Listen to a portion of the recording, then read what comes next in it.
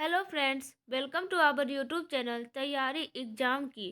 तो आज के इस वीडियो में हम लोग क्लास 11 बायोलॉजी से अध्याय 13 है यहाँ पे उच्च पादपों में प्रकाश संश्लेषण।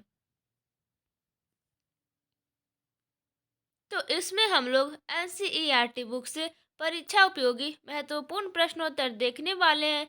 तो वीडियो को अंत तक जरूर देखिएगा। आप लोग हमारे चैनल पे नए हैं तो चैनल को सब्सक्राइब करके बेल आइकन को प्रेस कर दीजिएगा ताकि हमारे वीडियोज के अपडेट्स सबसे पहले आप तक पहुंचे। तो आइए वीडियो को स्टार्ट करते हैं। तो जैसा कि आप लोग देख सकते हैं, हम यहाँ पे आ चुके हैं। अध्याय 13 है उच्च पादपों में प्रकाश संश्लेषण, परीक्षा उपयोगी महत्वपूर्ण प्रश्नोत्तर। ये तो कोई पॉइंट वाइज पॉइंट है, ठीक है यहाँ पे। हरे पौधे प्रकाश संश्लेषण करते हैं। यह एक ऐसी भौतिक रासायनिक प्रक्रिया है जिसमें कार्बनिक यौगिकों को संश्लेषित करने के लिए प्रकाश ऊर्जा का उपयोग करते हैं। आगे है, प्रकाश संश्लेषण के महत्वपूर्ण होने के दो कारण हैं। यह पृथ्वी पर समस्त खाद्य पदार्थों का प्राथमिक स्रोत है तथा यहाँ पे दूसरा है, यह वायुमंडल में ऑक्सीजन छोड़ता है। आगे का पॉइंट है यहाँ पे, प्रिस्टले ने 1774 में ऑक्सीजन की खोज की थी और ये बहुत महत्वपूर्ण है, ठीक है। तो ये बहुत महत्वपूर्ण है। आगे है, जोसेफ प्रिस्टले यानी कि 1773 से 1804 में। तो जोसेफ प्रिस्टले ने 1770 में बहुत से प्रयोग किए जिनसे पता लगा कि हरे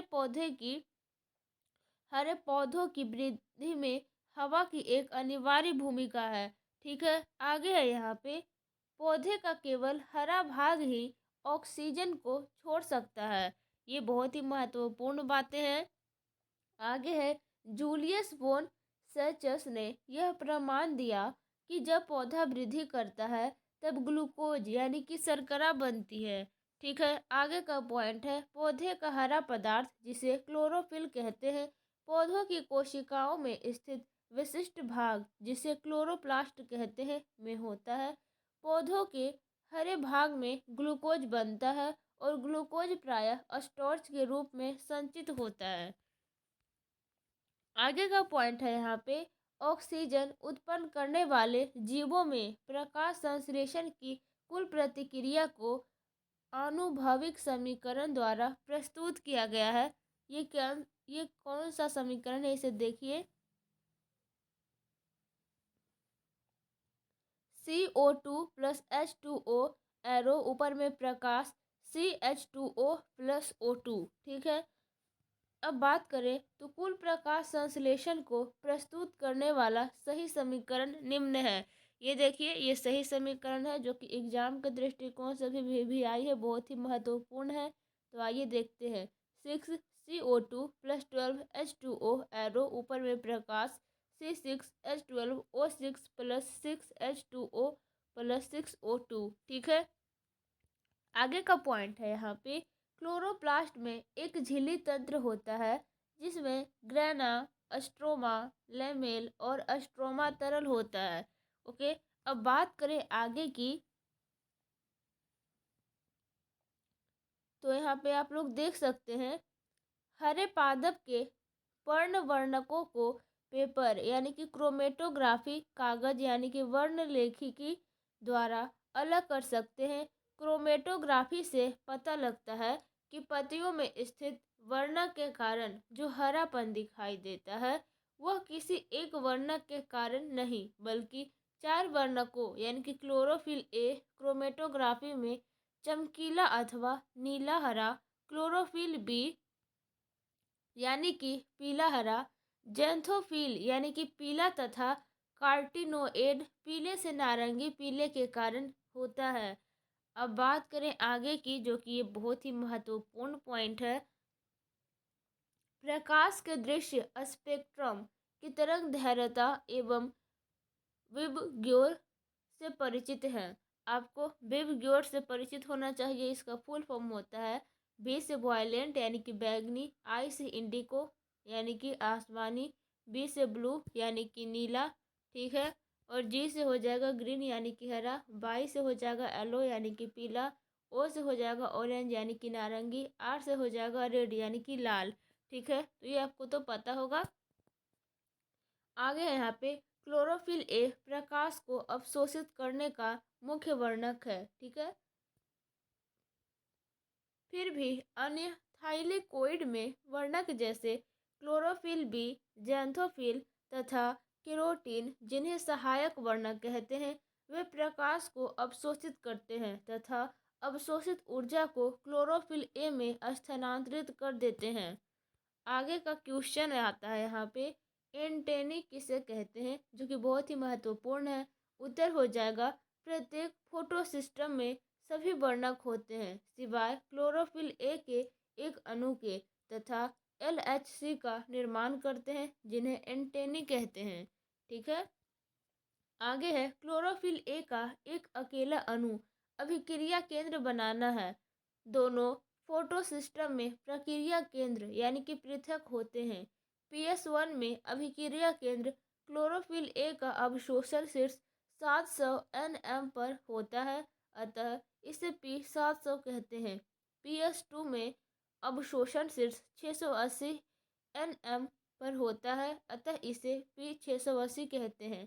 ठीक है, आगे का पॉइंट है, इलेक्ट्रॉन्स ट्रांसपोर्ट सिस्टम में साइटोक्रोम होते हैं। आगे यहाँ पे क्वेश्चन आता है जो कि बहुत ही महत्वपूर्ण है, फॉस्फोरिलेशन क्या है। तो उत्तर हो जाएगा यहाँ पे, कोशिकाओं द्वारा माइटोकॉन्ड्रिया तथा क्लोरोप्लास्ट में ATP के संश्लेषण की प्रक्रिया को फॉस्फोरिलेशन कहते हैं। फोटो फॉस्फोरिलेशन वह प्रक्रिया है जिसमें प्रकाश की उपस्थिति में ADP तथा अकार्बनिक फोटोस्पेट से ATP का संश्लेषण होता है। ठीक है, फॉस्फेट से ATP का संश्लेषण होता है। अब आगे यहाँ पे अगला पॉइंट है, ATP तथा NADPH का उपयोग आहार अथवा शर्करा को संश्लेषित करने वाली प्रक्रिया में होता है। यह प्रकाश संश्लेषण का जैव संश्लेषण चरण होता है। आगे है यहाँ पे नोट करके कुछ लिखा गया है, C4 पथ पौधे जो शुष्क उष्णकटिबंधीय क्षेत्र में पाए जाते हैं उनमें C4 पथ होता है। आगे है C4 पथ पौधों की संवहन बंडल के चारों ओर स्थित बृहद कोशिकाएं मूलाच्छेद बंडल यानी कि शीथ कोशिकाएं कहलाती है, और पतियां जिनमें ऐसी शारीर होती है उन्हें क्रेंजी शारीर वाली पतियां कहते हैं। आइए अब आगे की बात करें हम लोग, तो संवहन बंडल के आसपास मूलाच्छेद कोशिकाओं की अनेकों परतें होती है। इनमें बहुत अधिक संख्या में क्लोरोप्लास्ट होते हैं।